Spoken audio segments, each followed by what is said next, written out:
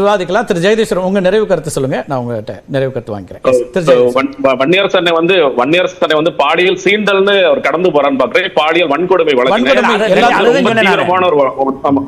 பாலியல் சீண்டல் நீங்க சொன்னீங்க. அதனால பாலியல் சீண்டல் இது ரொம்ப முக்கியமான. நான் என்ன சொல்றேன், இது அரசியல் கட்சிகளை தாண்டி கூட்டணி கட்சிகளும், உங்கள் திமுக கூட்டணி கட்சிகளும் இது குறித்து போராடணும், இது குறித்து பேசணுங்கிறதா சரியான நிலைப்பாடு.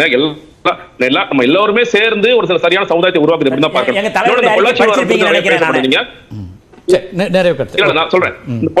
பொள்ளாச்சி விவகாரத்தில் ஒரு காவல்துறை அதிகாரி வந்து அந்த இதே மாதிரி எஃப்ஐஆர் லீக் ஆன மாதிரி பாதிக்கப்பட்ட பெண்களுடைய பெயரெல்லாம் வந்து லீக் பண்ணார் அப்படின்னு ஒரு குற்றச்சாட்டு எழுந்தது.